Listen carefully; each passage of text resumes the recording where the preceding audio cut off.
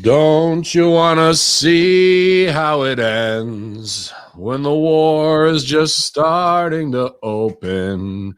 Yalla, infidels, when the war opens, another one closes. As we close this chapter on WrestleMania 37 here on the Monday Locker Room. It's been a long week of oversaturation wrestling around the clock, and it's Monday, so the TikTok, you don't stop. It's RBV, it's Hacker Hamin. Let's do this thing. It's the Monday Locker Room. YOLO!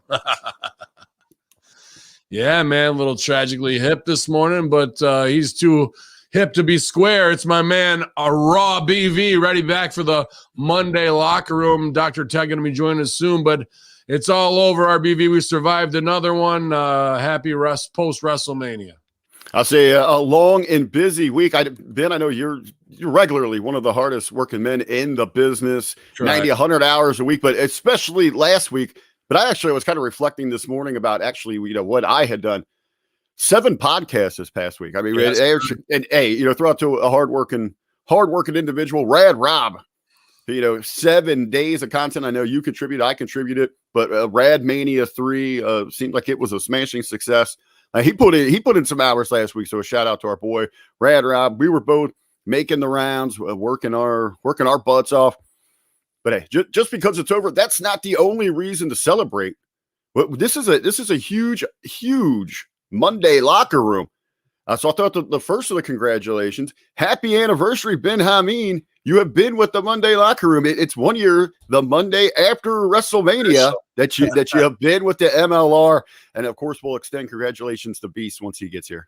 Wow, I forgot about that. That I switched over there. I used to just have it. It was you and Jargo's plot of land here. But so thank you for farming it, man. But yeah, Monday Locker Room's been great with Dr. Ted and you, man, and every guest that we've kind of had run in, to cut down whatever the week ahead is of us. You don't do as much headlines, but there's plenty of WrestleMania fallout. But yeah, again, shout out to Rad Rob. That Rad Rob Mania coverage was excellent all through the week there with look backs and throwbacks to old shows and moments. I had a great time with them. I think after night 1, bro, I was punched out, dude.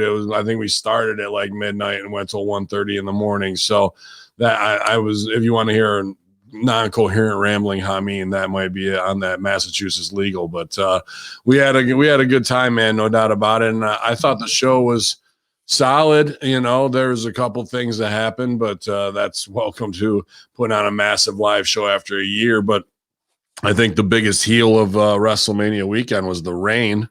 As far as dealing with the outdoor stuff, and it not made me laugh because I want the shows to do well, but we don't think of wrestling mainly as outdoor shows, except for in the COVID era. There's been plenty, but we usually think of that big arena indoor.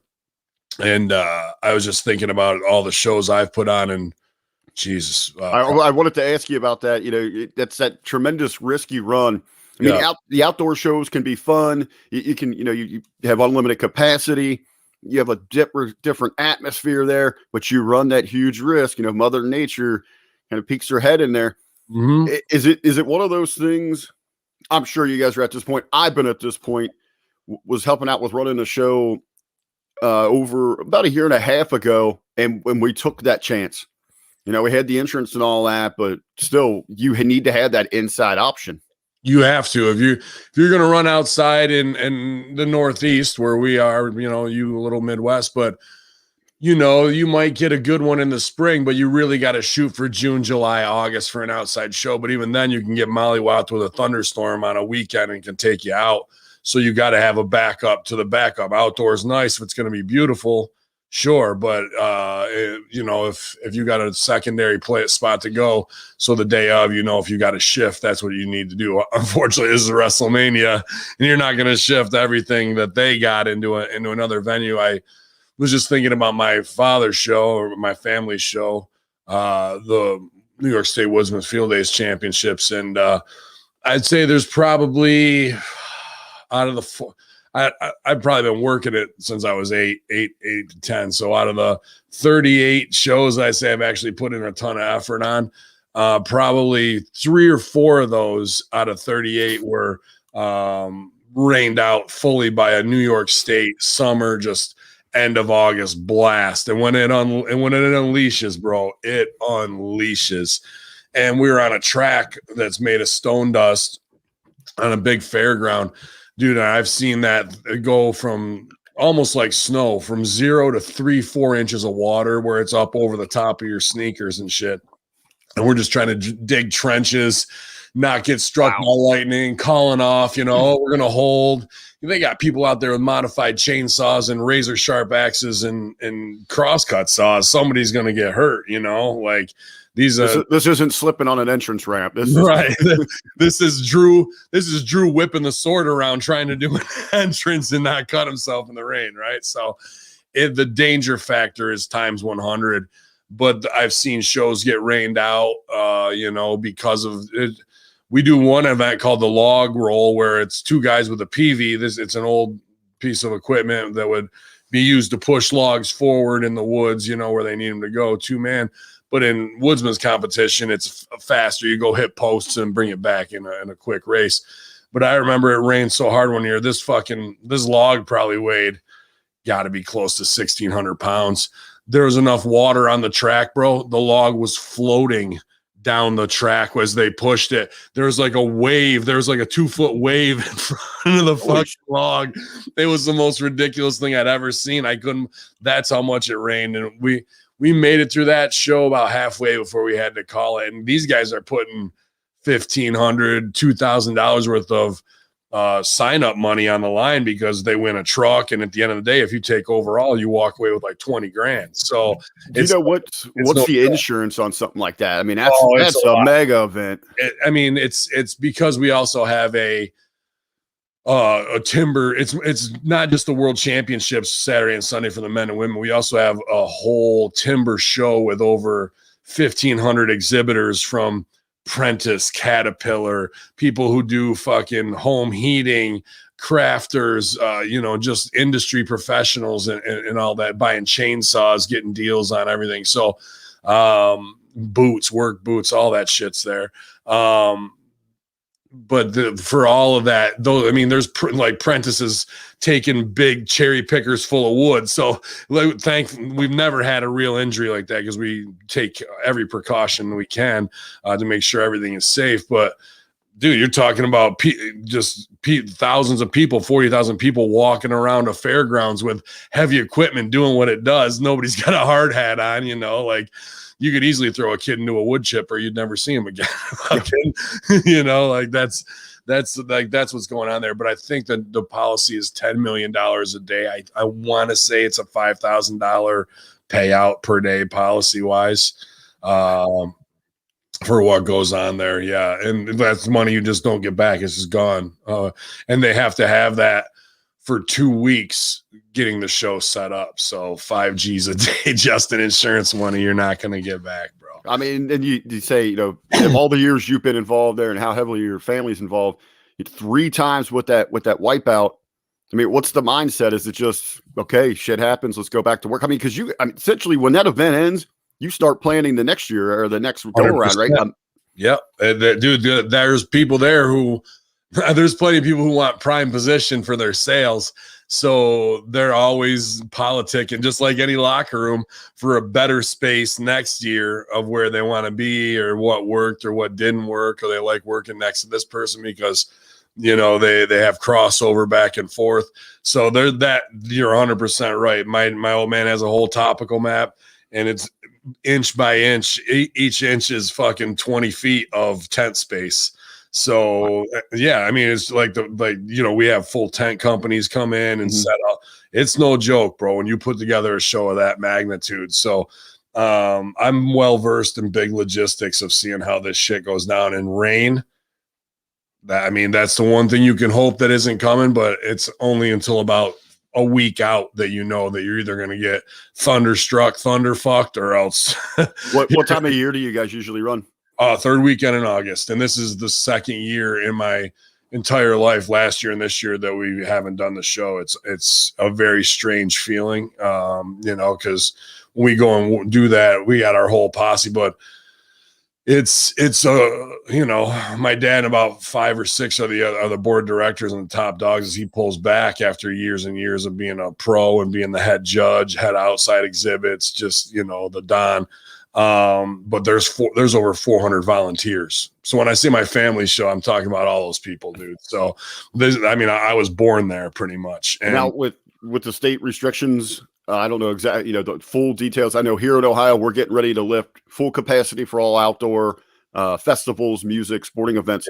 Are you guys going to be able to, is the show going to go on this year, or is it going to be at, limitations? Or? Because what you said is 100% true. It takes a year to plan that. They're going to do the county fair there, which is a big show too, but not like an industry show like this is, where they got rides and all that. We use all that for this exhibitor space. But the other part of that too is, even though he's retired now, the king was the head of forestry in this county, and there was one of the few things that ever turned a profit because of woods management where we live. But he goes out and goes with his crew, I want that one, that one, that one, that one, and that one for trees that are 22 to 24 inches round white pine. And then he built a wood lathe that's run by a tractor, and it's probably, I don't know, 12 foot by 12 foot square.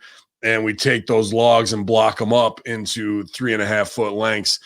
It takes 2 men to hold it, and then another guy turns a wheel, and 2 big dogs come in at the end of it, 2 big spikes, and hold it there while the lathe is hooked to the tractor. Then we turn the tractor over and it starts spinning it, and he's got a big, huge, long, ultra sharp carbide blade that goes back and forth. And like any wood lathe you saw in shop, this is just on steroids, or B12 rather.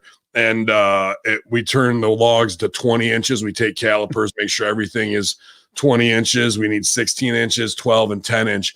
And from Monday to Wednesday in the blazing hot August sun, we do that for 8 hours a day, 8 to 10 hours a day. And we turn 350 blocks of wood for all the competition. They get cut through in 6 seconds. All that work. And not only that, we have to put it on pallets, have it all numbered, because each competitor gets randomized number drawings for all their wood. And then they come and they got to block it all up for whatever it is, standing block chop. They mark it with crayons where they're going to hit and shit like that. And like all that has to be palletized, organized, carried, and moved. Like I'm talking, anywhere from 45 to 125 pound fucking blocks. So, and then it's got to be moved from one station, then all the way out to the track with a mini forklift or bobcat. And then during the show, we're like NASCAR guys. Call ourselves, like, we all get green shirts. The only way to do it is to volunteer on the track. They're like of the volunteers, we're like the fucking Marines, right? So because we bust our ass, not that everyone else doesn't, but nobody busts our ass like green shirts do. All day long, we're just like NASCAR, Saturday and Sunday, fucking with impact guns to keep the show rolling along. So that's why I have supreme respect for production guys and guys who get these changes going, and especially during a rainstorm at WrestleMania. I bet they switched that canvas out no less than half a dozen times. And because I've wrestled in outdoor shows where it was slick. I remember wrestling Dick Justice in Buffalo, bro. One step, and it was like being on an ice skating rink. I was gliding across the ring, bro. It's so unsafe. So the Mandy Rose fall, I'm glad she wasn't anything more than an embarrassment. I feel bad for her, but she handled it well. She laughed it off a little bit, and right. But I know exactly what that is, where you're just standing there and suddenly you're on your ass and you're like, what the fuck happened? Because when you got wrestling boots on, there's no traction on the bottom. It's a soft, smooth surface. And then you get on one of those mats like that and dude, it's on a banana peel. So, let me ask you, with that, and sitting under the learning tree here with the HMG for all of these years, Is Mandy kind of having fun with it on social media the right way to handle that, or she completely knows that? I mean, could they turn this around on her and kind of, you're the banana peel girl now? Or is that what they did on her? I haven't. No. I could just see them doing that. I've heard for different things, like don't let them see that you have a personality or make fun of yourself, or because they'll turn that on you into a. They will. That'll turn on a gimmick because they'll look at it as going to business for yourself, but Was it, like when they gave Natalia like the farting gimmick or whatever it was? Right. It can help get her over, or it could hurt her depending on how smart they use it. Like if I don't think she's the big politicker, but she should go to them and be like, should we do something with this? Make them think it's their idea. Because if she feeds for the online stuff and it becomes like an online little thing, like my whole, they'll be pissed about it. But then the next week they'll be doing something and then it's just forgotten about. But there's opportunities there to get something viral out of it going, even though it was night one. But, I think her just going forward as tits and biceps is plenty. I was going to say, I mean, even if they would try to make a over-the-top joke about it, I think she could bounce back. You got to lean into it. You got to lean into the bit. The more you try and deny it, the more it's like, okay. Well, Orton kind of played to it on night two. As he's coming out, he kind of does the whoa, and he's like, okay, it's okay. Which to me, as we had talked about with Rad Rob on the review of night one, and as we're looking forward to night two and the expectations, I kind of dismissed that match. I said, I don't really have interest. And you said, why would you when the performers aren't truly invested in it? So to me, immediately coming out, Randy's sitting there goofing around about something the other day instead of getting ready for what should be, one of the ultimate matches. You lit this son of a bitch on fire. There's a demon chasing you. And you're making this reference to. And I don't want to throw Randy under the bus because I like Randy, but the guy has got sex appeal for days, and he's married and has kids. So I'm not trying to stooge because I don't know anything or throw him under the bus. But we already saw his wife get hot about how Alexa was straddling him, and I wouldn't doubt it's wrestling. I wouldn't doubt if the sexiest guy flirted with the fucking hottest little girl. And then I wouldn't doubt again if he's fucking flirted with Mandy on the side. And that was even like a little like thing that he was ribbing her about backstage, because he doesn't give a fuck about the match that he's even about to win because the storyline is such shit. So there's some funny things of like, who's Randy trying to tap in the back? And those two are probably the number 1 and 2 choices of who's the target for the next. That's immediately what I thought after the match. I was like, okay, Orton, I always say it's just Randy being Randy. He does what he wants and when he wants. Even wife into having both of them come back over, and Mandy Rose might even like it because I know she likes a little of both sides of the fence. So, whoa, there we go. Yeah, that's what I was thinking with Randy too. Like he knew, like I got to go out here for 8 minutes, do this bullshit. I'm getting the hell out of here.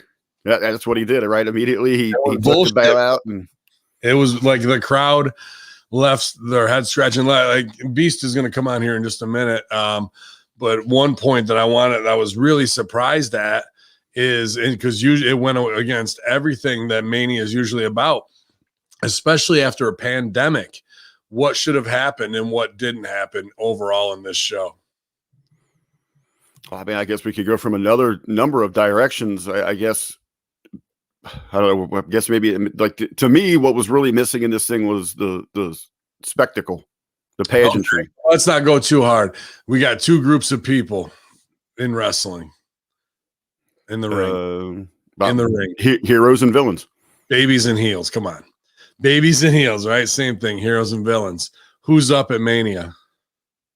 Yeah, usually you go up with your babies. Babies are usually up at Mania for a feel-good feeling. How many heel finishes did we have last night alone? It was heels up almost all the way around. Orton was a weird thing. We had Big Ego start to go over, and then heels go over and get heat on him. We had Roman up. We had fucking Oscar. Well, you have essentially every champ except for one in the company is a heel. Yeah, which is fine. I mean, if you're gonna pay it off, it's SummerSlam. I don't mind. I like heels over strong. I was just real surprised at that because every booker that I know, who's I respect and has knowledge, has pretty much said, dude, this is the perfect time, from Rip to Josh to even Canadian morons that I have to work with, Chris LaPlante. But like what should be going on is heat all through COVID, heels up, heels strong. And at Mania, it's babies up with the first crowd back and everyone's going nuts. So they didn't play. And even in both of the openers, I get it. We had to switch things because of weather and you got to get your big business over.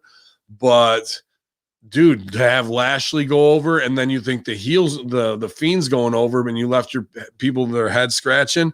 Very strange way to start off the show, bro. And then the go home of Roman going over strong, which was a good match, but not Edge up or Daniel Bryan up is strange to me. You left them both nights with like, what? So the only baby that really went over and blew her spot before she was even, the bell even rang, was EST.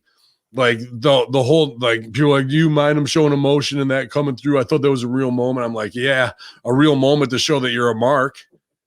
Like, you know what I mean? Like you just blew the crying. That's the fucking after for the woman, the emotion. If you don't see fucking guys going into the Super Bowl fucking first before the first play and kickoff on the coin flip going, I'm so fucking glad to be here. Like, dude, it just made her look like a mark, in my opinion. Afterwards, the rush of emotion and going over to dad is what we want. But you gave away a little of that, the main part of it, before the match even started. And then fucking Klingons over there smiling and laughing after she just won the belt because she's proud of EST. Like, they don't give a fuck about protecting or creating a reality.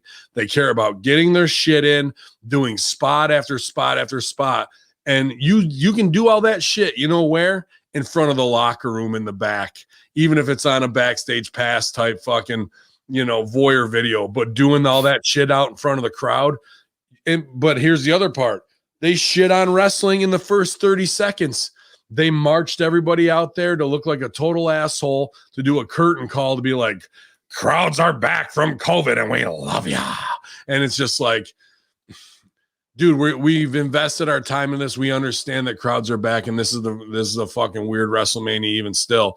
But to do all that and shit on the reality that we're about to try and invest 7-8 hours in, again, just everyone looks like a total and complete mark. Rhea Ripley's supposed to be a killer. She's out there crying. I'm going, you guys are fucking pathetic, dude. At least she didn't present herself in that manner during her match. I know she threw it away that first night. Everybody's a fucking mark, bro. And that goes back to one of the bigger issues here that you see if you go to the, different chat groups and circles and all that, that's the defense. Well, that connects to the fans. That's why wrestling is where it's at, why we're not growing an audience, because we are no longer in awe of superstars. They look like fans, bro. Yes. That's why. That's the problem, really, is because you're looking at a stage like WWE. I see it across the indies as well. It's not really the fans. It's that the wrestlers are the marks now. 100%, dude. And putting them in a position like that to look like fucking fools. And if anything, they should be like, all right, Rhea, camera's on you, and she should have done her snarl, you know what I mean, or something to get herself, even though it's going to take away a little bit. If Ben Hamin's out there and the cameraman walked up to me, he's in my face, I'm going to look at him, you know what I mean? Yo, WrestleMania, even if it's not like, yeah, WrestleMania infidels. But then if they don't want anybody to do character shit like that, because the moment is Vince's and you guys are just his little fucking toys and puppet players. It was such a stupid fucking move to bring them out there 30 seconds into WrestleMania. You could have had just the McMahon family. That'd have been fun. But we regularly get on the likes of the Forbidden Door, TK, for doing these same things. Vince, they're both guilty of this thing. I mean, that was essentially what Vince was doing there is the same as Tony Khan going to Twitter to tell you the genius idea that he had to save the show at AEW when it was raining. That was worse, to be honest with you. That was worse. Well, yeah, because at least with Vince, there's some subtlety to it, It's not with Vince, it's his show, he's paying it, and it's his moment, and it's his day. The fact that Khan would even do a triple tweet, the fact that he'd even do some Twitter thumb shit to step on WrestleMania, how did he think that was going to go for him? I've been through this. I came up with this with cutting up rugs, and it was a real red carpet experience, everybody, and just looking like a total fucking fanboy instead of shutting the fuck up.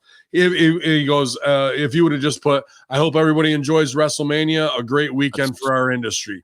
That's what a pro does. He looks like a fucking child who, I need you look at my toy, me, me, like a total, like the fact that you can't shut the fuck up and you shut the fuck up and look like a pro and just go on about your business, dude. Just exposing as a total asinine fool in this business and expect no success. That things like that expose like I look at my father, dude, who runs that show and commands the respect of 400 people because he does every job there, no matter what needs to get done.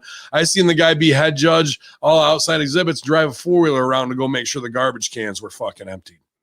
You know, like that's the difference in fucking how you show, don't tell, and how people respect you as a leader jumping in the fucking hole, as opposed to going, I did this, me now respect. No, that ain't gonna get you a goddamn thing except fucking embarrassed. Everybody on your roster is embarrassed because of that. It just shows you that a guy like that doesn't know how to chop wood, carry water, because he has to keep putting it over that he does these little things that he saved the fucking show and shit like that. Just what a complete fucking child. A child, really.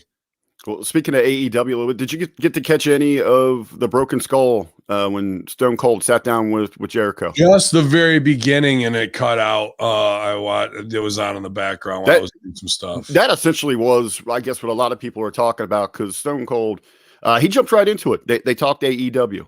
I mean, Jericho even came out and said, I really can't believe I'm here. I was allowed here. They tell the story. And Jericho starts talking about AEW. And Jericho's very tactful in how he presents it. You know, he's protecting his business, make sure he's keeping Khan happy and all this. But, you know, he pretty much comes down and says, you know, AEW really isn't competition for WWE, as they're trying to do their own thing. They're trying to, you know, carve their own path, if you will.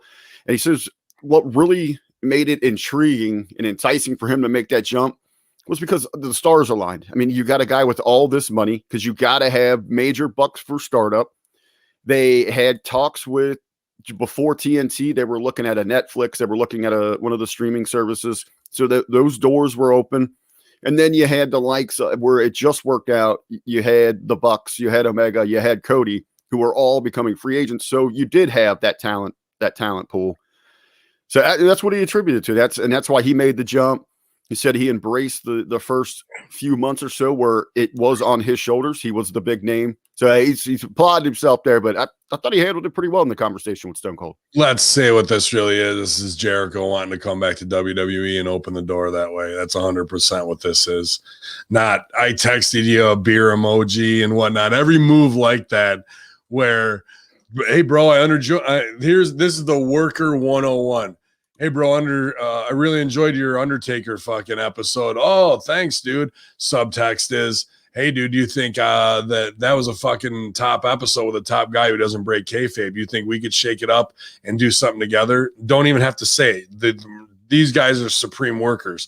They can do it with a text. Just breaking the ice means that about what he's texting me about. So go, goddamn, pal, I think he wants to be on my show. I'll text Vince. Texting Vince is as Jericho, do you think I can have him on the show? Vince goes, go ahead, pal.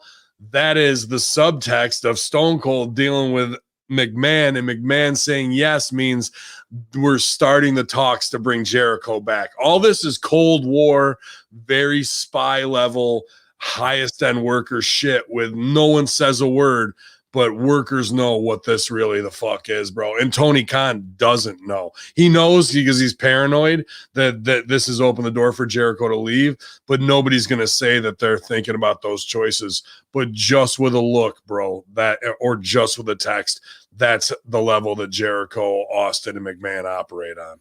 So with a couple of emojis, they've essentially opened the door for major negotiation. Yep, 100%. Dude, that first text Jericho sent to Stone Cold laid the groundwork, saying without saying, this guy over here is a fucking mark. I got my money out of him. He put me in a mimosa match. Fucking, they're putting my group back and forth and da-da-da-da. and that'll open the door. And Stone Cold works as the in-between because it's no heat on him as the intermediary, but he's doing a good job for Vince by crushing Khan. Vince goes, yeah, that'll kick his fucking ass. And it opens the door for Hager to come back. So we could have Hager versus Lashley. You could get LAX. You could get Sammy. You could get all those guys in the inner. You could probably get MJF.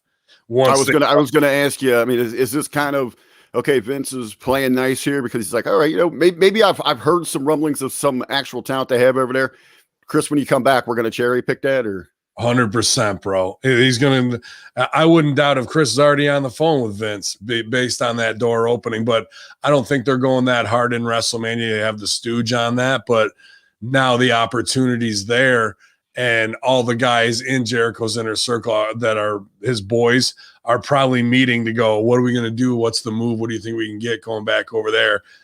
Vince and his squad are fucking spitballing it. Stone Cold's probably out of the loop in it now because he was just the one who opened that door. But this is, dude, all I can think of is this was me, Steve, and Josh, and it happened to us this way. And we're the McMahon side. We're plotting all this shit. And what's our next move that's opens the door further to get them to jump and entice them, but it's silent and no one's ever saying it's a move of action that shows this is a possibility, and then that draws them out to fucking contact us and say, wow, you want us to jump. This is how the Cold War's played, bro.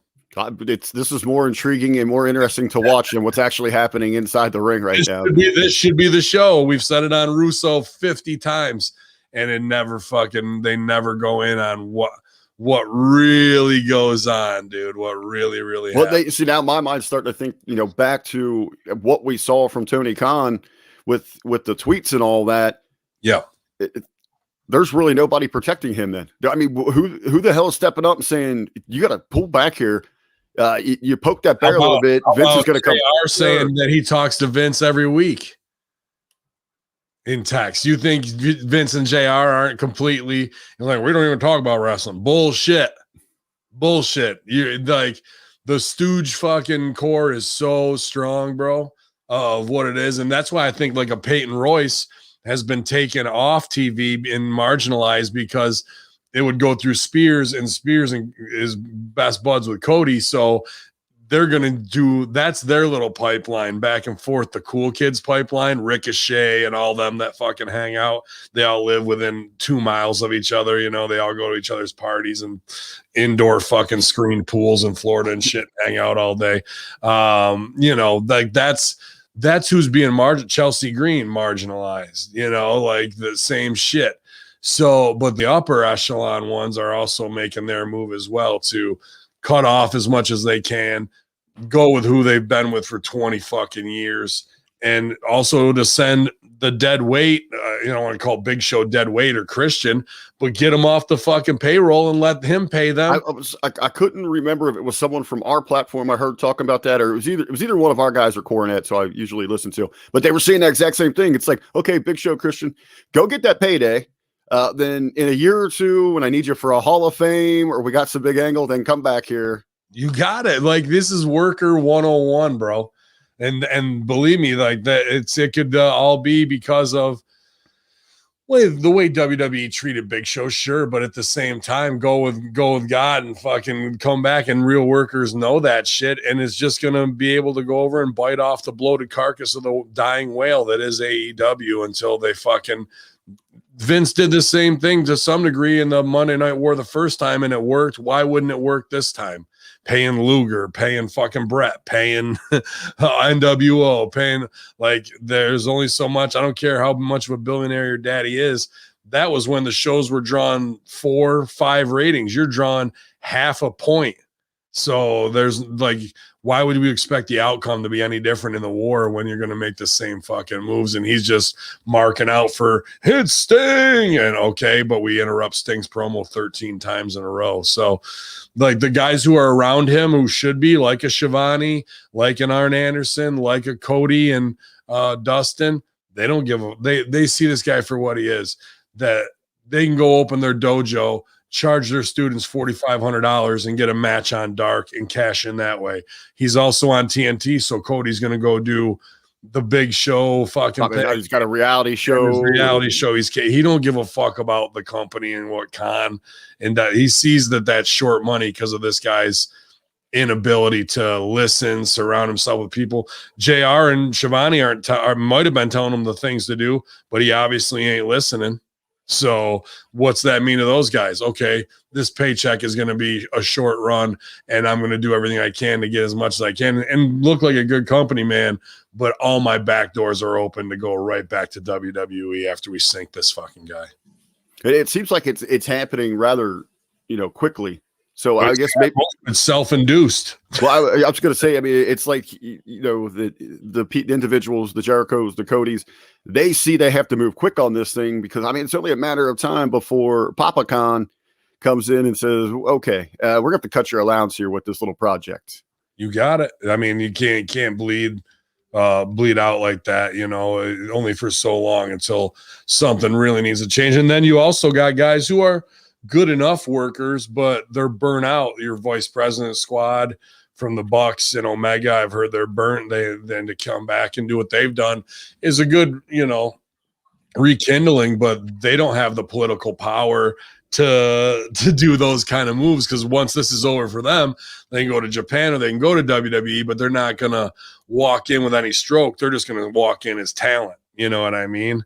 And get used that way. Whereas JR, Austin, Jericho, Big Show, that's a whole nother private plane ride, bro. They come back, they're open with, welcome arms. Yep. Here's your decent payday. We're going to spotlight you. And you got to think, for the Bucks and those guys, it's really going to feel like that lukewarm where we got shorted with the invasion, where you're bringing in like that B squad, run them out there, get that little pop from those inside the bubble, and that'll be it with them, right? They might fuck them over just to show that they were never as big as WWE superstars. Like Kenny Omega gets beat by Killer Cross in under 3 minutes or some shit. Well, actually, that's okay. That should happen. Shout out Killer Cross, man. We're happy for you, bro.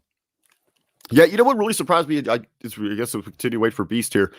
Is people that just don't get it, and that's that NXT fan base, especially here. Oh, we don't. What's Cross's deal? He's a boring wrestler. It's like, do you understand what the hell you're watching? We have got a true star here. They are wasting him on NXT. I talked about this when we were with Rad Rob the other. They have got to get him on a bigger stage. And Killer Cross, yeah, I think the money is him and Orton. Absolutely, bro. Like, even as a tag team, those guys would be fucking badass, bro. Legend Killer and Killer Cross, like that. It's badass. But our own original badass, the man beast, is back. Dr. Ted, happy post WrestleMania, buddy. Absolutely. Good to be here. Actually, I believe it's also my 1 year anniversary here on the Monday Locker Room. Mine as well. That's what we started out with, coming on as we switched it up here. RBV, the originator with Jargo. But yeah, happy anniversary, man. I'd forgotten all about that the day after we started this. Well, it happens. I'll await my anniversary gift in the mail. I'm sure it's on the way. So, I appreciate that. But, good to be here. I just want to know, did you all think last night's, or actually this past weekend's WrestleMania, do you think it was a great WrestleMania, or do you think it was the greatest WrestleMania? That's what we're wanting to know. Oh, I'm going to go great. Reinforced by whatever. But yeah, man, I mean, was talking about the Old Man's Woodsman show and putting shows on in the rain and how everything just gets, insane. And it's such a gamble here. And they paid the price. They pay out of 38 years of Woodsman. No, out of 35 years of Woodsman shows, I'd say 4 of those we've had major rainouts, like where we're digging trenches and whatnot, but you can't do that at Mania with what they had going on. So that's just the gamble, you know what I mean? Is Woodsman's going on this year? No, because it takes a year to set that show up. So not this year. I'll never forget working the show at Six Flags where it was just raining. So it was a lot. They decided to do the show anyway. The ring was soaked, and they told everybody backstage, they said, nobody do anything from the top rope. Yep. First match had Teddy Hart come out, and he decided he was going to ignore such a suggestion.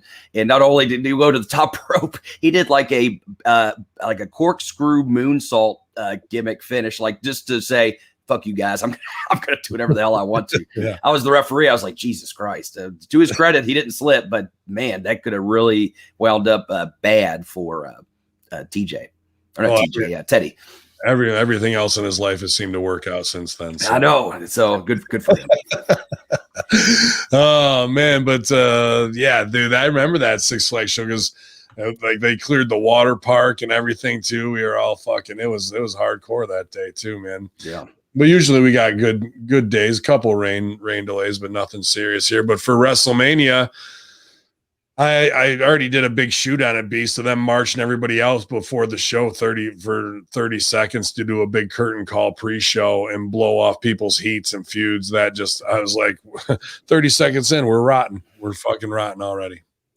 Oh, that's what they do before every Super Bowl. Everybody comes out holding hands and they sing "We Are the World," and everyone has a good time. And then now let's fight each other. Yep. So there was plenty of good, and there was plenty of slips, whether it was nips or falling on your hips. But it was a good WrestleMania. But a heels up, Beast. Then usually do that in Mania. Very, very happy myself. I placed $5 bets on both Randy Orton and Bobby Lashley on Bovada, and so I'm pretty happy this morning. Nice. $50 made overnight. Thanks, wow. Thanks, Lashley and Orton. There's a big Stooge report, though. Somebody got a hold of the booking sheet with the agents' sheets, and I saw that. That's hit the web. And what I popped for, Beast, is exact same format from 16 years ago with the blue and the fucking red breakdown that we would have to do for shows because they want. That still happens at OVW. Adam Revolver still does the templates that way for the shows to this day. If you go backstage, it's still in the red, white, black, and blue. Yeah, dude, that made me laugh when I saw that. I was like, oh my god, 20 years and we're fucking still doing the exact. Gotta have it this way. Spending fucking money on colored inks.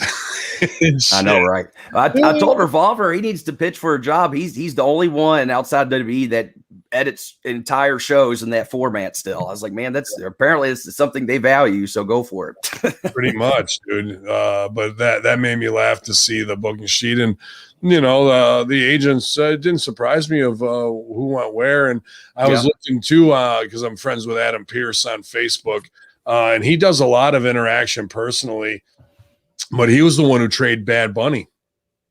So really? Yeah, and killed it, as much as he can. I don't know if I like a celebrity doing full WWE style to look like a wrestler, because then that makes the wrestling look like for everybody. I wanted to ask you about that, Betty. We were just talking about how the problem with the disconnect, whatever it might be, is we don't have true superstars we're in awe of. Does it do the business zero favors to have someone that seemingly just showed up out of nowhere to go out there and outperform in some ways your regular supposed superstar talent? Yeah, you can't have him getting his shit in. Like, Bad Bunny needs to look like an incompetent musician in a wrestling ring and be like, he might have trained, so he might have a little swag because he's a rapper or whatever, but you got to get heat on him and he's got to sell, not him get his shit in. The get your shit in guy is fucking Damian Priest to get over off of Bad Bunny. Instead, Bad Bunny whipped the fuck out of your multiple time champions and out wrestled them and made them look stupid with fucking over the back Japanese arm drags and shit. And fucking, did it look clean and cool? Sure. But that's not for him. That's not his part to play in this. Well, at least he didn't blow his own comeback. Oh, wait, never mind. Yeah, dude, I was going to say, Beast, how hot were you at that? So I tweeted immediately. I said, the hot tag challenge continues. So what Beast is talking about, because I popped for it too, they are getting heat on Bad Bunny finally. They set him up on the top rope and he's just sitting there. And instead of fucking what he should have done, which is a bunny hop and hop right over Miz, which would have been perfect off the second. So Miz can be like, what the fuck? And then get the hot tag. He hits a tornado DDT out of the corner and then hot tag. For those who don't know, this is why that's wrong. A hot tag is when a babyface is underneath getting the shit kicked out of him by the heels and you keep pulling him back, so he can slide under your legs and you miss him or you hit something in the corner and that's their time to do it. You don't get an offense before the hot tag because that kills the reason for it being hot. You need help to get out of the ring. If you're hitting tornado DDTs on a motherfucker, you're fine. You don't need no help. You just laid him out. So when Damian Priest finally came in off of that tag, it didn't mean shit. If he didn't hit the tornado DT and just went whoop, jumped over the top of him and hit it, the place would have fucking come unglued. I know. If you listen to the pop for the move and then listen to the hot tag, it's the wrong direction. Yep. You're supposed to, have, the biggest reaction should be that come the hot tag until the finish. But if you listen, you can hear the crowd come up for the big move, and then it's like a fart in church when he finally makes that tag in. But that's how they do it in 2032, bro. I guess. What do I know? But I fucking popped huge when we were hanging out at Cyber. Like, oh, Beast is going to be mad as a motherfucker, dude, because it was going. And then the pinnacle point of the match, just like, well, that's the thing. You can train them 200-300 times. They probably walked through that match to have it choreographed and have it down, and it worked. But if you don't know psychology and why, and I can't believe Morrison, Pierce, and Miz would go, nah, dude, this isn't, you don't hit a fucking tornado DDT here. You just jump over us. And Pierce was never a tag team guy, was he? Yeah, I don't know. But Miz and Morrison should know that. Yeah, well, especially Morrison. Yeah. Joey Mercury's at home just shaking his head. Yeah. Oh man, but that was a good time for night one. I'm looking forward to a good time because it's got to be time for the WrestleMania Monday morning monologue, baby. That's right. Hope everyone enjoyed themselves watching the granddaddy. Well, I guess at this point, the great granddaddy of them all, WrestleMania. And you know what else today is? It may sound too good to be true, but it is grilled cheese day. Ooh. I'm craving one myself, and you have to cook the grilled cheese just right. I don't like when it's burnt. You could say I'm black toast intolerant. It's just not for me. I just have to say that. And you got to be careful. You never know who might steal your grilled cheese. Believe it or not, I was actually about to finish cooking one at a monastery when one of the monks came up and ate my grilled cheese. It went straight from the frying pan into the fryer. It was a bad day. Horrible. But let's talk some WrestleMania. Things kicked off with a rain delay, and that was too bad. Apparently it was so bad it wasn't even raining cats and dogs. It was raining chickens and ducks. It was foul weather, man. It was bad. Bad Bunny, though, we were just talking about him, but despite the psychology issues, it was a heck of a performance. You would have thought afterwards that he'd want to go out and celebrate at some nice fancy restaurant. You know where Bad Bunny wanted to go? IHOP, of all places. Imagine. But the night concluded of night one. Bianca Belair became the new women's champion after beating Sasha Banks, after whipping her with her hair and then finishing her off with what I can only assume is called the Nene, because that was it. That was the end of that. And then the second night, did you all see Titus O'Neil and Hulk Hogan dressed up like pirates? Oh, I thought we were going to see the formation of the NW Yo-Ho-Ho, but it was not to be. But the big part of night two, the big cameo, or I guess not cameo, the big meetup I was excited for after Riddle was defeated by Sheamus. We saw him meeting up with RVD. Now, Riddle has had a great run as a babyface stoner, but I'm waiting for him to turn so he can be a high heel. It's going to be good.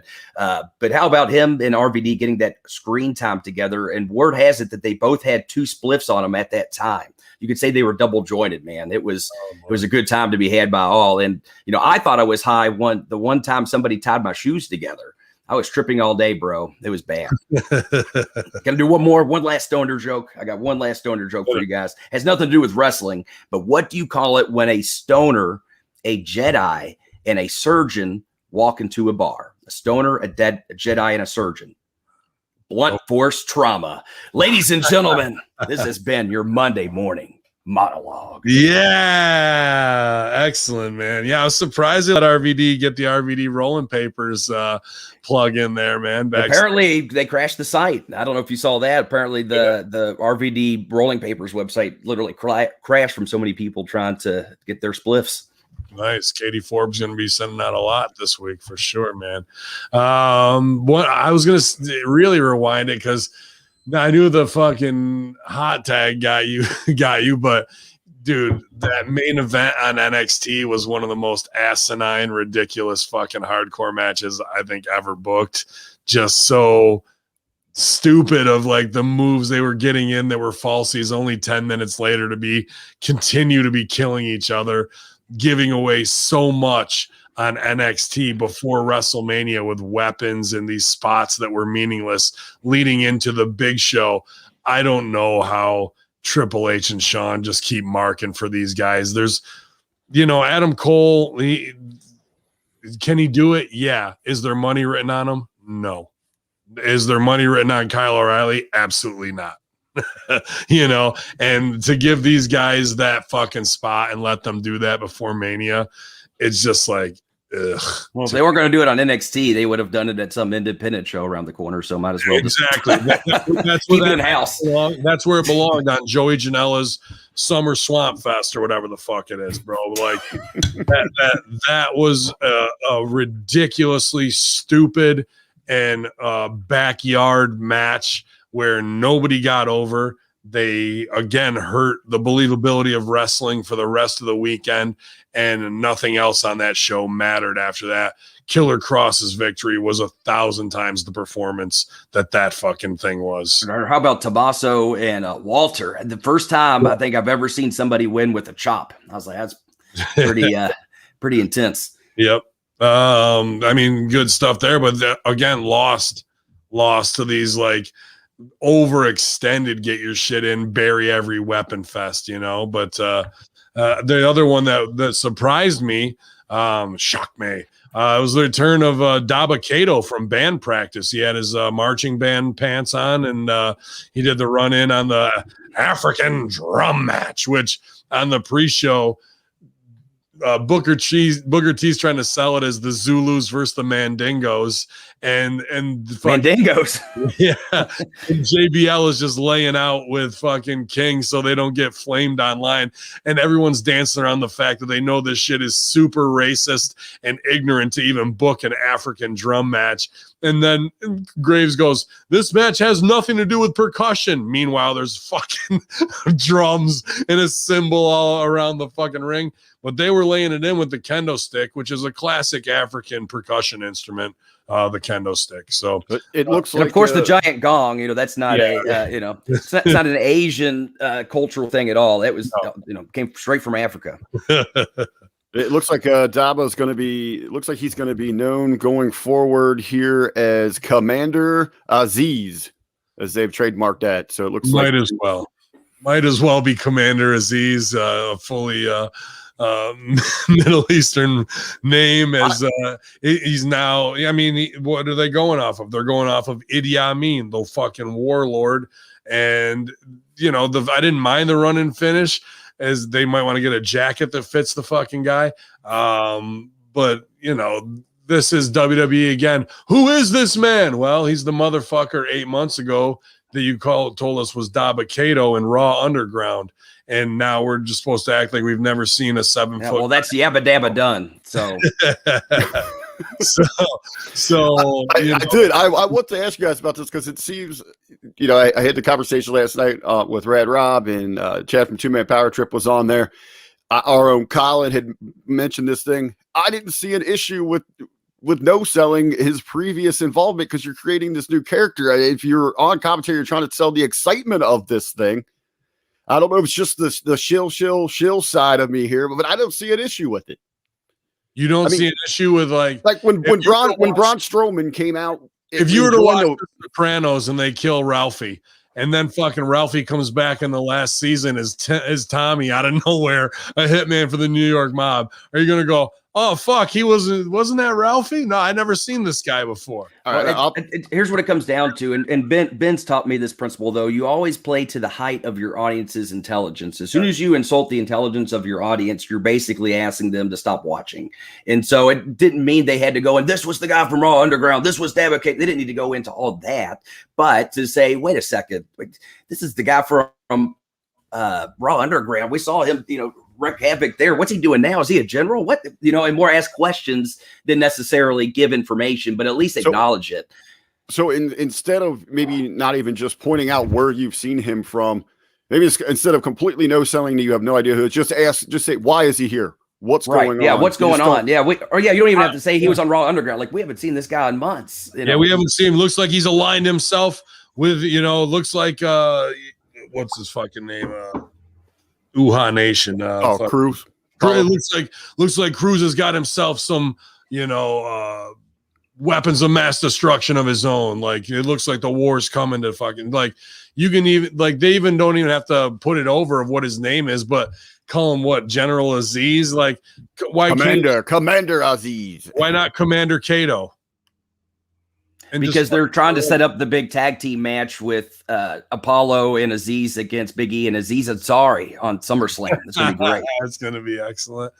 But the Beast is 100% right. That's a Del Close 101 Chicago Improv. You play to the height of your audience's intelligence, and they will go. And if you play to the height of your intelligence, then you're playing at a higher plane and even carrying them to that next level. So there's two rules that I kind of do like to play to that, because once somebody reacts to it, the other people who don't understand will go, well, why is that super funny? And then they will raise their own level of acumen to it. But once you insult them and you just start rebooting characters within a year's time, bro, it's just you're destined for a loser there. I think anybody that's watched the show in the last year, you just insulted their intelligence. You're making the people home feel like they're smarter than the commentators. So how do the commentators not know this guy was on the show in the last year? Any child, adult, anybody would be able to see, wait a second, I've seen that guy before. How come the commentators have no clue? You know what I mean? Yeah. Even when we were doing the mobile homers as stupid characters, we still would play scenes that were, relevant to smart things that were going on. I remember when we were doing that, the Chick-fil-A debacle was going on, and people were saying they were, anti-LGBTQ and whatever. Well, we happened to be in the middle of a feud with Paradise and Brandon Espinosa, who were doing kind of more flamboyant characters. They're more like highbrow characters, but they weren't explicitly gay, but kind of it was the show don't tell type of deal. Mm-hmm. And so we decided, we were trying. They called us out for being bigots and hypocritical, and we're just lovable mobile homers. We didn't want to have them hate us, so we of course tried to bridge the gap by bringing them some lunch the next day, and so we brought them some Chick-fil-A. Of course, then they slapped it out of their hands and walked away, and I just looked at Power and I go, I told you we should have gotten Popeyes. But it's one of those things where we're confused, we have no clue, but the audience knows, and so that's where it's funny. Yeah, well, absolutely, they're in on it, and you're not. So you're playing to their intelligence. That doesn't mean your character has to be super smart. Right. They just need to be in on the bit and playing out the bit, and that makes them smarter. You know what I mean? Yeah. Although I do want a tag team now called Explicitly Gay. Would be good. Explicitly Gay Bull. Chad Gable's new gimmick. But yeah, man, what else kind of stuck out? Obviously, I thought the main event last night really delivered with Reigns up. I like heels up, but I was shocked at that. At Mania, usually babies up. The double tap out snabbits they did there in the end was pretty fucking good and original, of something to see that was like, oh, wow. They're beating the fuck out of them, and then they took each other out and Reigns up. I don't know if I like the stack pin where he laid them on top of each other or not. Well, we do have some news here. I guess the reports coming out is it was intended to absolutely establish Roman Reigns' dominance and that pecking order, just that he is on that next level above any and all other superstars inside the company that he could put down, not just one, but both of these guys like that. And I guess the way it was being presented, because I guess Meltzer was the one jumping on this thing, the way he had worded it was almost trying to bash WWE. To me, that's what you really want. I mean, that's that ultimate heat. Whoever finally dethrones Roman Reigns, I mean, you're going to strap a rocket to them, right? I mean, that's going to be a huge payoff moment. Who is that? That's the question. That's your big question. I mean, who's ready for that spot? That I don't have an answer to, but I love that direction. I guess the only guys that I see that way are Brock Lesnar or Bobby Lashley.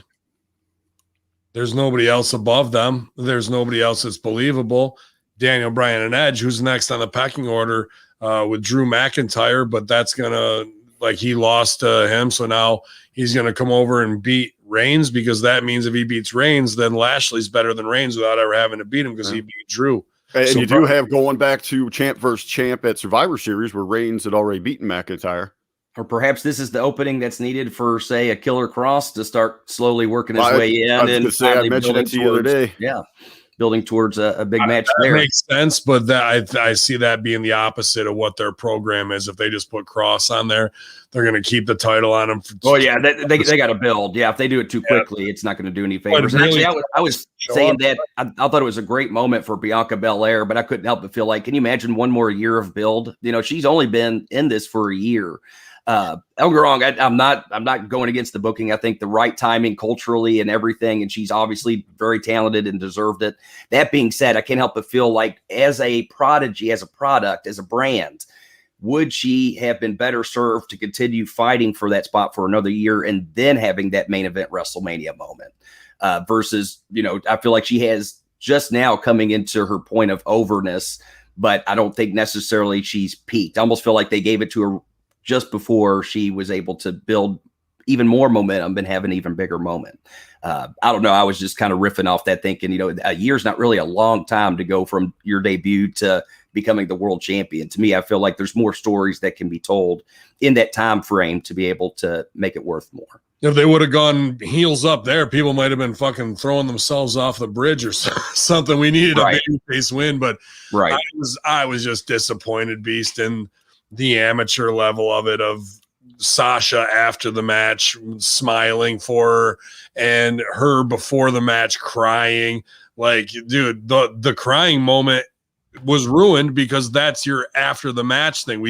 You gave it away before the bell rang instead of being the EST, a deadly serious fucking athlete who's here to fucking win right now, you know. Instead we're doing ass slaps and hey, and this fucking world star shit when you're in the main event at Mania and it's really lost on you. Like, just the crying beforehand was absolutely ridiculous, but we also marched our entire roster out 30 seconds into the fucking show. So what's it matter? Right. Joe was on, you know, we're talking about, you know, the moment there for the first night, the main event, Belair. If it was too soon, either way, they're going a different direction with their. But what about the other women's match? Asuka hands the title over to Rhea Ripley. So now we've got not just one young gun representing a women's brand, but the exact opposite, you know, not the exact opposite, but her counterpart, who was right there at the end of the Women's Rumble with her, Ripley, now representing, she's the top of the food chain in the women for Raw. Beast. Nice to see some fresh faces at the very least. You know, I feel like it was the title for a while was just kind of rotating around the big four, so to speak. You know, your Becky, Bayley, Sasha, and Charlotte. Of course, Ronda was in there for a little bit too. I do like Asuka though in there. Obviously, she kind of was, but she had been around for a little bit. I like having some new stars. I can't help but question, could those stars have been better served and be built up as bigger stars in the long run had they taken more time to build some side stories with them than rocketing right up to the number one spot in the women's division. You know what I mean? I think the moment tonight is Rhea Ripley and Becky Lynch face off. Rhea's fucking, you know, talking her dominance and shit, and then it's Becky's return tonight. That's the moment for Raw, in my opinion. Absolutely. You talk about one hell of a showdown. It's going to get people excited, you know, from all different levels of fans. That's going to pop some people. I was glad I didn't go Becky last night because that would have fucking ruined it. Man, we got plenty of Bellas. I mean, the Bellas looked so strong last night, standing next to Hogan and Titus in fucking pirate costumes. I mean, how about let's talk about that. Let's talk about, people say whatever, WrestleMania. This is one of the most welfare spectacle WrestleManias of all time. The whatever, Bad Bunny riding on the fucking top of a truck like he just crossed the border illegally, pop me. But the bunny outfits where they're dancing around and the backs are open and a bunch of them had one ear. Like what fucking weird range They were shit. pulling off. I watch after they come to the ring. There's at least 2 ears on the floor, hopping around. Oh, there was more than that. I just kept thinking to Dumb and Dumber, like our pets' heads are falling off. I mean, just looking garbage. I got inside stooge that they were putting that segment together, like with all the extras that afternoon, bro. Like Vince was out there with Miz and Morrison doing the choreography that afternoon. This is how we're gonna do it. So that show, and it showed in that. How I'm sure. I mean, they usually don't bring in extras any earlier than that day, so I'm not surprised to hear that. But it would serve them well probably to assign the extras maybe just a day before and go over it. And have a choreographer to do something and check the fucking to make sure that maybe we might need some hot glue on these rabbit ears. Well, even outside of just the issues with the performers, the dancers, the rabbits themselves, and even with the Wall-E, even with the Wall-E performance the night before, the mics were so bad with the lip syncing; they were so out of course. Well, dude, that's DJ Def Guy. That's their sound guy. On night one, they had the fucking control room sound up. You could hear the female director roll 2. All right, Q. She's so uninspired. I've heard her on other things when they botch it up. But DJ Def Guy, he's the fucking man over there, bro. He's fucked up more sound cues in 2020 than anybody else. It's been a record year for him. Dude, the Hogan and fucking Titus in pirate shit was, again, looked like they went to Halloween store and got a bunch of this fucking stuff half off, I was waiting for Burchell to come fucking swinging in on the rope, Beast, and do the pirate. Oh, by the way, speaking of production errors, did you notice on the main event of the first night? I don't know if this was a production error, but I can't feel like it was because I've seen shit like this happen in OVW before. But when she came out, did you notice the screen behind her? It usually says the EST of WWE. It said the EST of NXT, and I was like, that had to be a mistake. Someone just accidentally clicked the old video instead of the new one. Yep. And I was like, I know exactly what happened there. It's like, man, on the main event of WrestleMania, not back to NXT for you, I guess. Brutal Bob. Well, DJ Def Guy reigns supreme on all the fucking mixing boards. Way to put your best foot forward. Benny, you talked about Bad Bunny. Let's talk about the other celebrity appearance here. What did you guys think about? I always forget his name here. Logan Paul. Logan Paul. I mean, the stunner he took was weird at the end, but it looked like he might actually got his jaw clacked, and he just sat there like half high, fucking looking out of the side of his chair. People were pumped to see him get his ass kicked because his brother is a douchebag and fighting Ben Askren. I think he's a little less of a doucher, but I don't know. He's the one that also went to that suicide forest and was trying to get views from showing people hanging. So that was pretty. Yeah, he's a fuck. I couldn't believe they brought him on just for that alone. Yeah, fuck him. Yeah. Well, I will tell you this. Jargo, one of his daughters, wasn't with him last night watching. She was with the other parent, and she tuned in to WrestleMania just to see Logan Paul get beat up. I mean, that's what this guy's bringing in. He's one of those people that they love to hate. So I mean, we're talking. He's got like 9.22. Million YouTube followers.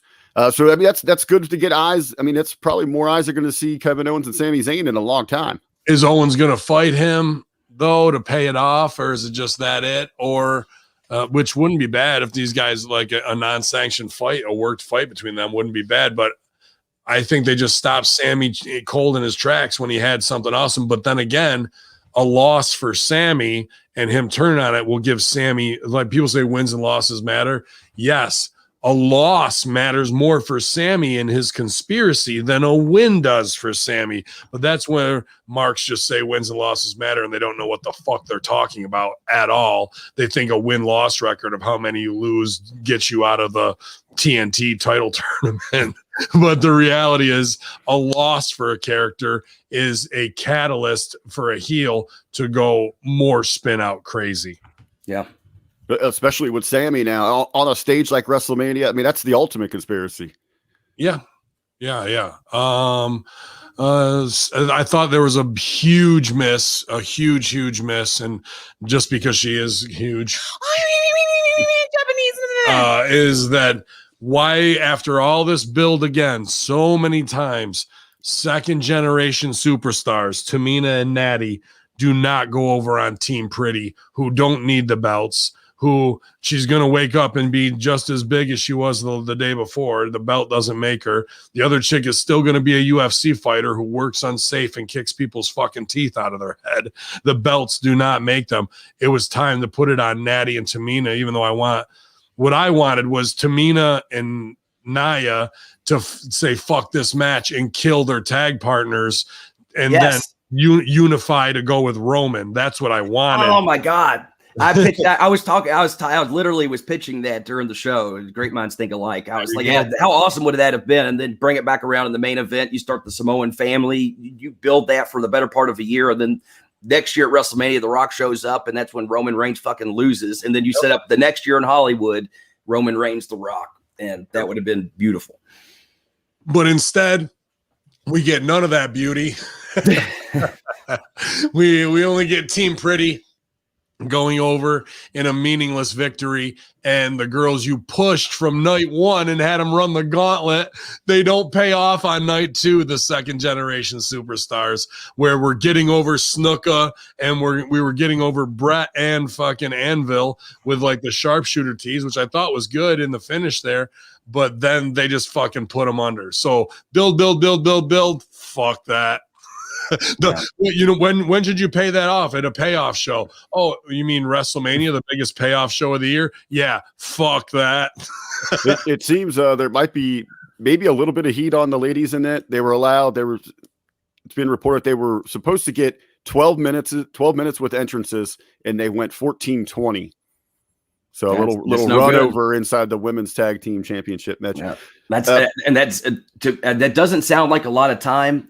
That is a ton of time. That's a ton. Yes, that's heat. That's a lot. If you go 30 seconds over, you're getting yelled at. 2 minutes, that's almost unforgivable. Like a professional doesn't do that. Refute that. I dare you to come out here and do something about it. She's calling you out, man, Beast. Shit. Well, you got 2 minutes and 20 seconds. That was the aside from the 30-second opener of WrestleMania, that was the second biggest mistake business-wise done on the show. We talk about payoffs, Ben. Beast, what'd you think about, night two? We're going to open this thing up with the oddity. Randy Orton going over on The Fiend, but it seems like we're going to prolong this story. We're getting another twist here. What'd you make of this entire confusing complex? Well, my first reaction was that of joy because I bet $5 on Bovada.com. So I was very happy with that. I didn't think I was going to. I honestly just bet on a few long shots, and so I was both shocked and happy when I saw both Lashley and Orton going over. Yeah, this was strange. I didn't know. I thought for sure because we've seen these two face off at Mania. We've seen just about everything happen between these two that can. They've they fought in a Firefly Funhouse match, or not a what I mean. They or whatever the compound match. They had the big weird match last year. This was another and I thought it was fine for them to face again. I feel like they upped the stakes to a certain point, with him setting the Fiend literally on fire. Where can they go from here is really the question. They've already done the tag team thing. Times, Beast, haven't they? Yeah. Been 3 gimmick matches that are the Fiend's matches. The one at Mania with the worms and all that getting projected on the thing. He lost that. He fucking did the she shed. His she shed got burned fucking down. It got burned to the ground. He needs to switch to ice, maybe carbonite. He needs to freeze him in carbonite is what he needs to do. And then even the night with the big fucking jack off in the box, he fucking can't win that one either. I thought this finish was stupid and fucking. I thought what was gonna happen was Fiend versus Fiend. I thought we were gonna get Bo as a new Fiend that Alexa's with. And then we have Evil versus Evil, or the old Fiend, new Fiend. Instead, we get Alexa with a crown of thorns. And is this a fucking complete shot at the cock? Is this a shot at the cock where they're fucking taking down everything that's blackface? DX, fucking Roddy Piper, and fucking Goldust this week. They took down one. Now here she is while they're on the cock, and they're putting black paint down a white girl's face. Was that finish changed as a fuck you to NBC? I didn't think of it that way, but that is an interesting point you make because it seems like any type of dark face paint is automatically being eliminated, and this obviously wasn't anything to do with any kind of racial profiling or anything like that. So it's interesting to see if there will be any reaction to it, and if it truly was a shot. Yeah. I think they're testing them. I think they're hot about the taking it down, and they're going to go, oh, you're going to strip the library? But will you fuck with the product that's live on fucking TV to fucking make them look like hypocrites?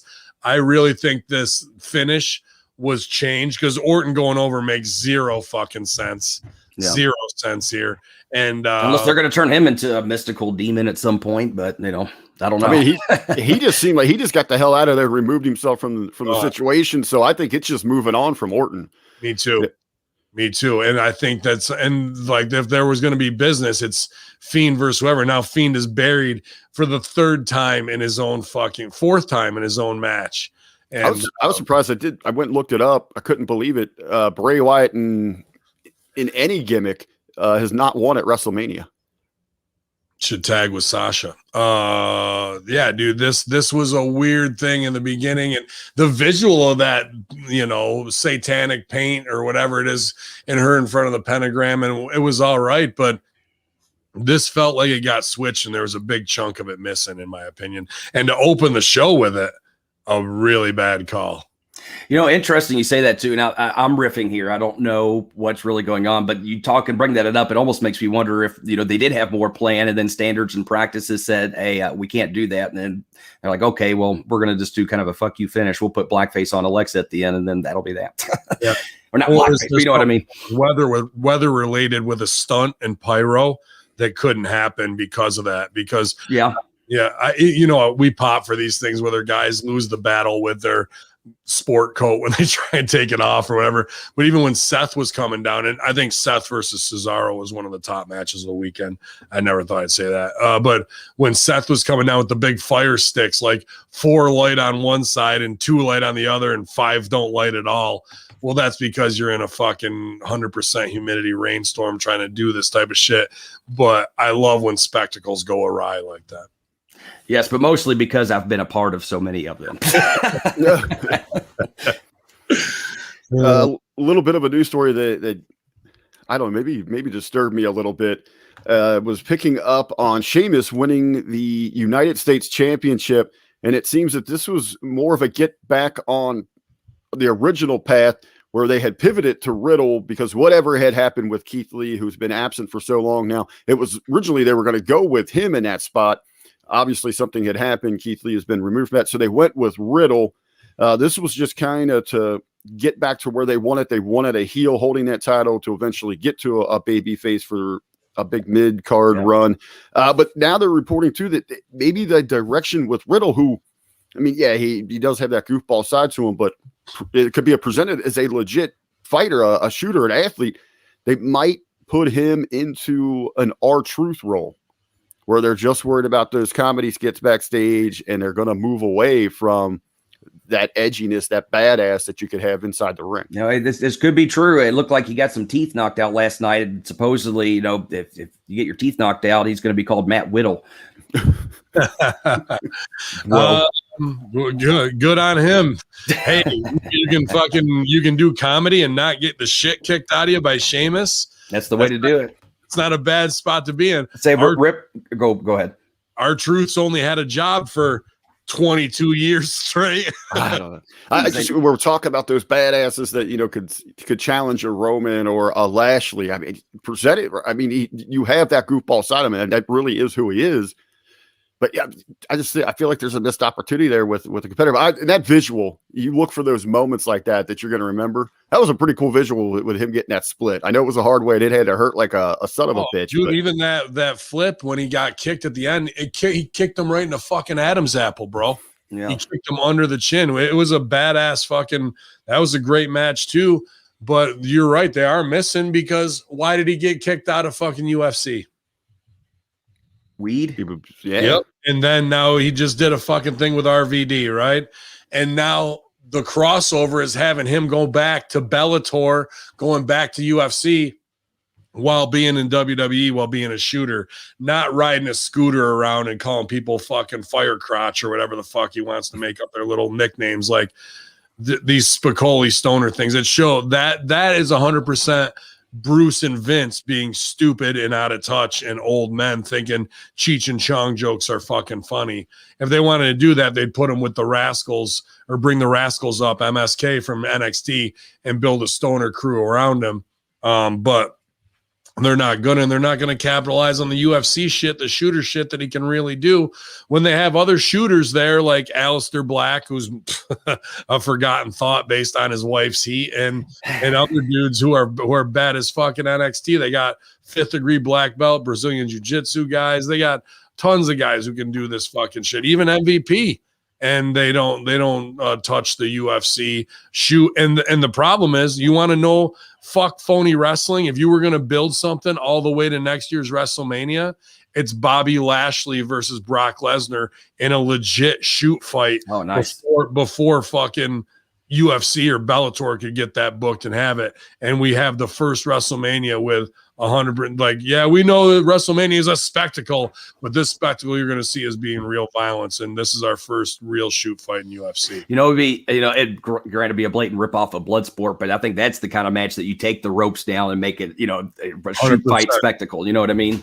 And those are the guys that could do it. I was just going to ask you guys, how do we get to that where, we're presenting this thing as legit without compromising everything else? Because one of the things that always, stood out to me is Stevie would talk about it is, I think it was when Kurt Angle, he had to wear a mouthpiece because he's legit, he's real. And Stevie would be like, what about the rest of us? Now you're just saying we're phony. I mean, how would you book that along that year? I'd have Angle ref that match, to be honest with you, as well. Oh, at least some involvement in there. Yeah. If not on commentary, yeah. Absolutely. But sorry about the mouthpiece. How would you present it, with that building that year? All right, these two, this is going to be what Bellator, what UFC wanted. We're going to give it to you in a WWE ring without coming out and saying this is a legit fight. Screw everything else we do. No, I would say it's a legit fight. I would say you love WrestleMania for the spectacle, for the show, for the pageantry, for the acrobatics, but we know you guys are MMA fight fans. And we've got the 2 best super heavyweights on the planet right now. Why would we let them go someplace else when we can do it right here at WrestleMania? Let MVP and Hamin make that fucking match on the mic with each other and set all that shit up and do the real press conferences. And Dana's going to mark for it. He's going to go, fuck, I wish I had that on my show or whatever. Or Dana's go, well, we had Brock and, he's past his prime and da-da-da. And then Brock's going to go, okay, motherfucker. And it doesn't matter. Just the billboard alone with the poster with those two as the first real UFC style shoot fight in WWE will draw massive. Well, and perfect. Yeah. You're heading to Texas. You're heading to the Dallas Cowboy Stadium. Yep. And I don't think you just go ahead.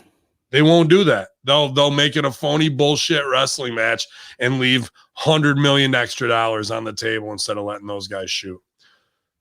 I was just going to say, you don't necessarily sell it as this is real, everything else is fake. You just sell it as these guys are well versed in different disciplines. They proved themselves in the fighting world. They proved themselves in the pro wrestling world. Now they're going to crash and we're going to see who's the best of the best. You know what I mean? And I think you just sell it that way.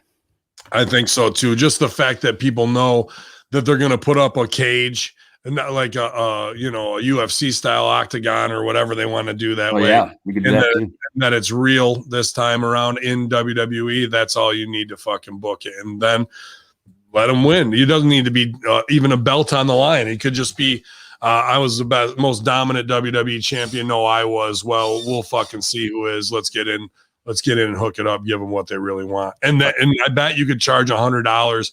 Now that it's on the cock, you can't. But if it was still on the network, you could charge $100 for that, and people would pay for that.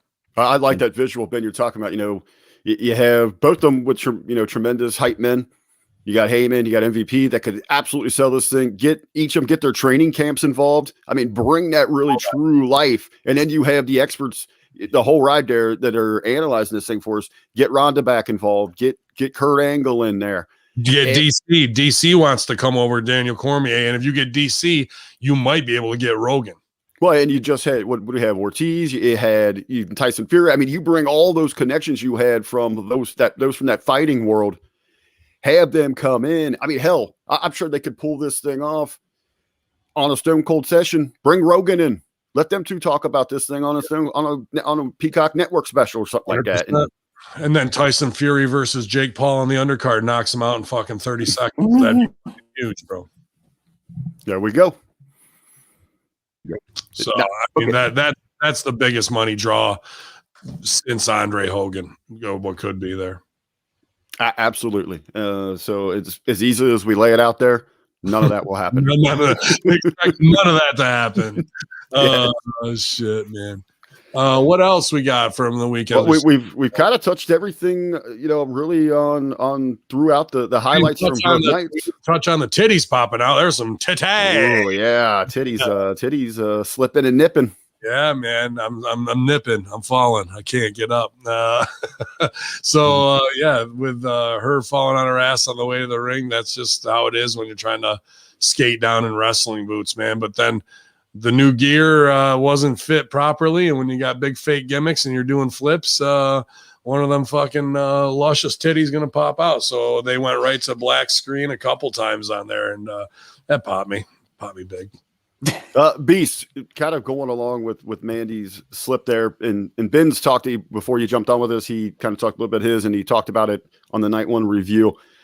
Was there any time you've been out to the ring, maybe not falling down, something like that, where you had something planned and an accident happened and you kind of froze yourself like a holy shit, I got to regroup, I got to figure out where the hell I'm at and get back on track? Oh, sure. I mean, shit like that happens all the time. Whether you get rocked a little much after a stiff shot, you're like, oh shit, I got to get my bearings and figure out where the fuck I am, or, a move doesn't go right. And yeah, that's where you just reset. And that's where you have to train as if you're reacting versus acting. It should be come across as real. So when something like that does happen, you play it off like, it's wrestling. Stuff happens sometimes, just like in a sport. Sometimes in football, plays don't go right. You know what I mean? Sometimes in basketball, plays don't go right. Just like in wrestling, sometimes things don't go right, and you just react accordingly. And that's really the working part of it. And that's where you're going to see the separation of the professionals versus those that are still learning. Very well, very well. Ben, night one, night two, it's over. We got fans back. Overall impressions for this year's WrestleMania?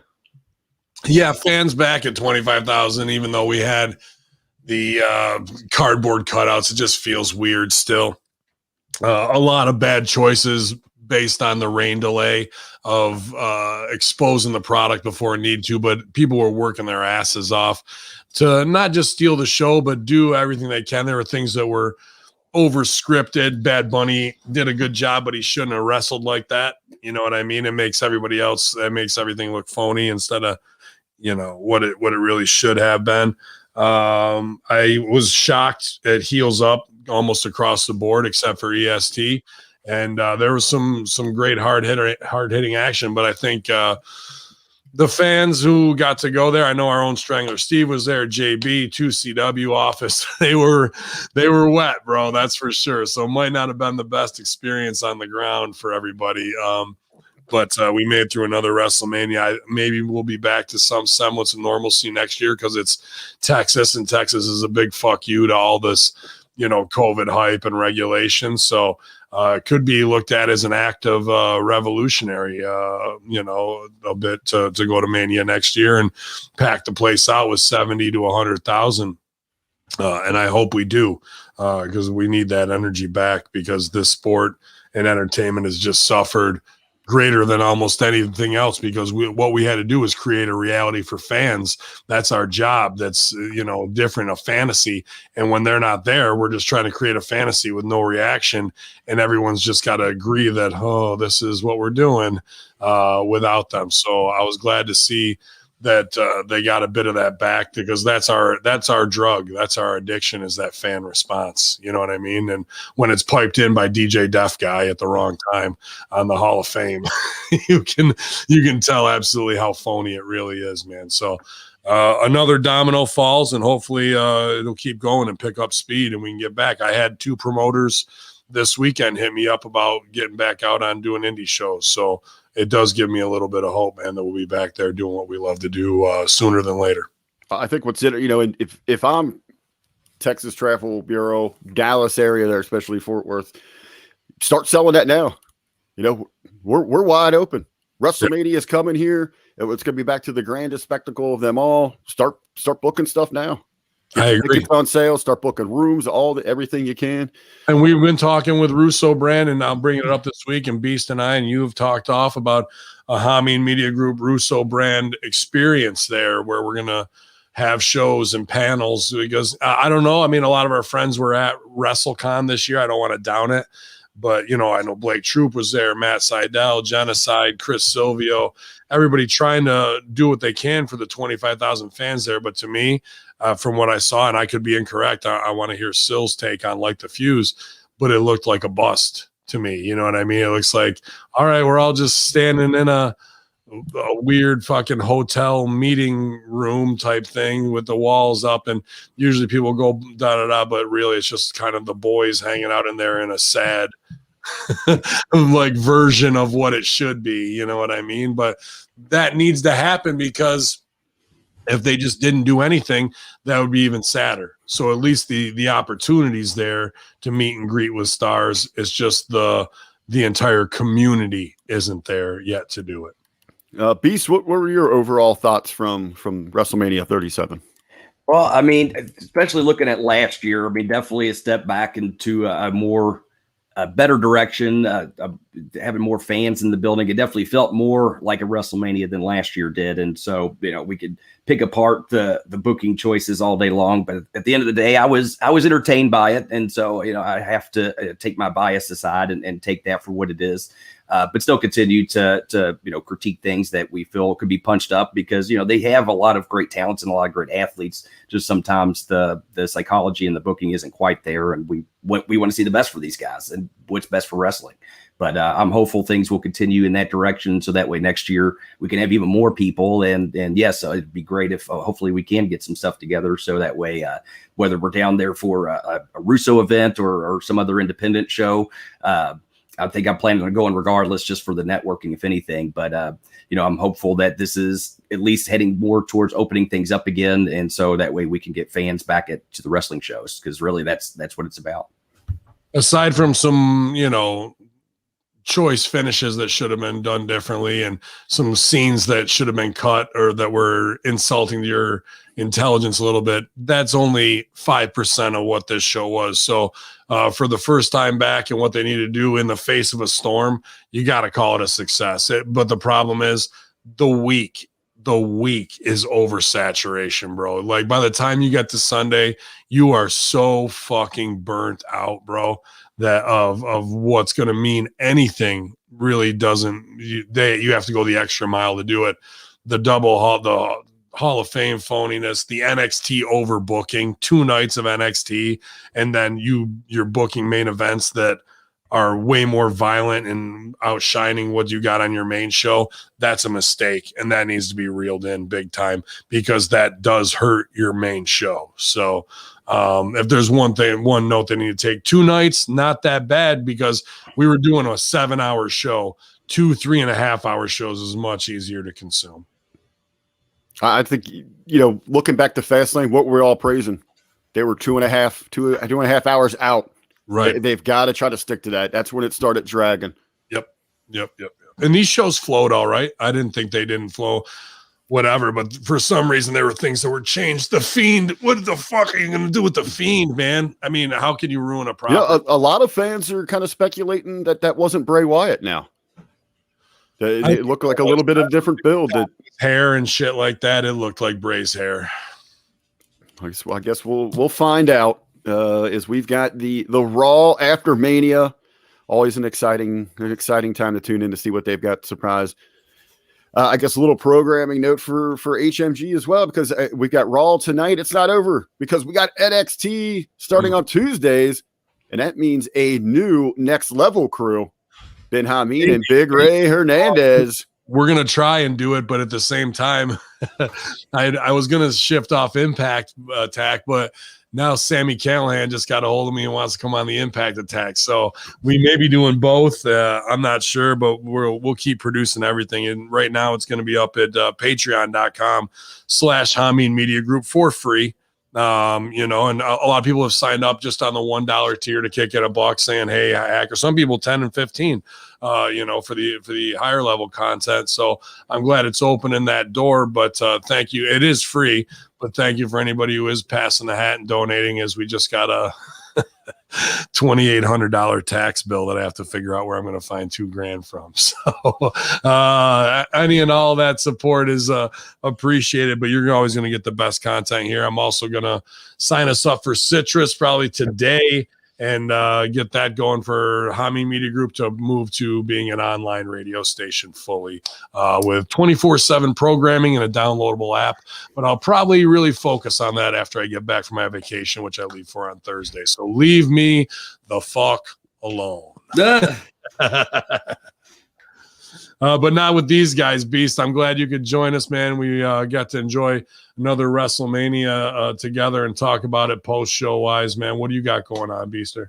Of course, I got to make the old ladies do the squats. But other than that, continuing to actually, I got to produce they recorded the newest WPMS yesterday, talking just, latest pop culture news, as well as WrestleMania, as well as, anything and everything that girls talk about. So that hopefully will be up in the next 24 to 48 hours. Also, I meant to do this a couple weeks back. I got a shout out to K-Bob. Sent me an incredible care package full of different bourbons and whiskeys. So I'm going to have to in the house right now and putting it over so he hears you. Absolutely. So, I haven't forgotten. I am going to sit down once I can find the necessary time, because it's not something I want to just, glaze over. I want to make sure I dedicate, fully myself to it, but we'll sit down and do a schmoozing and boozing, tasting some different whiskeys and bourbons. And so looking forward to that, hopefully in the next couple of weeks, and looking forward to doing that as well. So yeah, it's been looking like a good week starting off here at HMG. Awesome, man. I've been doing that too, saving the bottom of my bottles to start cataloging them as well. So I got to get in that club too, man. But appreciate you, K-Bob, and anybody else who hang and bang with the brown liquor with us. We appreciate it, as it keeps the machine oiled here, man. Absolutely. RBV all-star at the track racing. He did a phenomenal job, RBV. Exactly what I wanted to go down during WrestleMania, promoting all of our Patreons through the HMG accounts. We thank everybody who's been sharing that and becoming our advocates, because we're just trying to beat this AI algorithm in this media war. And we had tweets out for Stevie Ray TV, the A Show, The Beautiful People, for the Rip Rogers podcast, which was an excellent episode this week with Von Lilas in Von Lilas Studios, watching one of his matches for the DCW Championship. I popped huge for that with Beast. It was a great episode, and Russo brand as well, with great shows this week as well. So thank you, RBV, for really captaining that and promoting that on the WrestleMania trend. And again, if you guys can help us out in retweeting those, they're on my wall. They're on Hamin Media Group on Twitter. So that's just going to put us in the conversation during the most important time to gain more like-minded wrestling fans. Also, with their partners, the Goldilocks Big Vito brand, yes. And one that's very, very close to me is the two-man power trip. That'll show you how much we got going on. I only could get through 6, and we have 4 more. We got two-man power trip, and under that two-man power trip umbrella, you got Kevin Sullivan, you got Dirty Dutch, you got Dr. Tom, you got Rick Bassman, you got JJ Dillon. Mm-hmm. I mean, what more could you want there? But hey, how about this? Coming up Thursday, April 29th, in partnership between the Russo brand, between us at HMG, between the two-man power trip, we got an all-attitude Q&A, and that's going to be for the two-man power trip Empire Patreon members only. It's on our Legends House Party tier. Vince freaking Russo, the architect of the Attitude Era. Live Q&A, anything goes, relax roundtable. Again, that's going to be April 29th, exclusively patreon.com, TMPT Empire, /TMPT Empire. Not going to want to miss that. It might be a big week that week, because I think Russo and I are going to do a sit down, because he wants to do an in-depth Ben Hamin interview, which is, not intimidating me, but to sit down with Vince and have him conduct it. I'm excited for that. And also, when we come back, or when I come back from vacation here, just a little 4 or 5 day break, Paz and I are going to get together, and I definitely talk to Beast about this and other great minds that we've come up with, including his tag team partner, Adam Revolver, aka Power. It's going to be a show based strictly on developmental systems, DSW, OVW, NXT, FCW. So it should be very, very cool to talk specifically in that realm as well. If you want to learn about what it takes to get in this business, the training, the road miles, the etiquette, the difference between those territories. It's going to be a very cool show, I think, too. So plenty of stuff coming right even before May 1st, you guys. So like I said, I would usually say keep it locked here on Podbean, but we're going to be done with them. So just check out patreon.com/Hamin Media Group, Ben Hamin YouTube channel, Hamin Media Group YouTube channel, and Twitter. And in the meantime, for the next 2 weeks, we're just going to be cranking out shows through there. So as much as you can share them, because we're not in an iTunes feed, we're not in Spotify. Spotify paying $100 million to Rogan, and then they chop 42 of his shows this week, bro. Oh, damn. So that'll tell you what this media war truly is, and we need all soldiers to stand a post right now and do what needs to be done, chucking some Molotov cocktails of information, even if it's the Monday locker room. That's what needs to go down, because if they're going to pay $100 million and then wipe 42 fucking shows of his, that's 120 hours of information gone from the lexicon of human existence, because a small group of people say that they're the ones who get to control what's fucking good for society now, as opposed to open and free thought. And you saw them come for us in the last month, and now the cock is hitting hard. It's hitting its own library, and then Spotify is even getting rid of their own on things that aren't even close to being as hot button as of what we talk about. So I don't expect that to change, but the game's going to have to change here pretty quick. Or give me $100 million and you can fucking erase my whole library. I don't give a fuck. But they can't erase the Monday Locker Room, infidels. We'll be talking shit on all that's fit here in the wrestling world post WrestleMania. Keep it locked here with us, and we are 63 strong in the chat room this morning on Ben Hamin YouTube channel. Anything else, boys? Next week, no Hamin. What's the Monday Locker Room going to look like, Beast? We got to come up with something special. Yeah. I've already reached out. May have a guest or two. We'll just have to wait and see, but you're going to have to tune in to find out. Excellent. Well, I look forward to it, and seeing if the house is still standing by the time we get back, infidels. If not, so be it. But Yalla, it's Dr. Ted, it's RBV, it's Hacker Hamin, it's the post WrestleMania Monday Locker Room. We'll be back to talk all about Raw as well, I'm sure, infidels. More surprises here, Hacker Hamin YouTube. Yalla.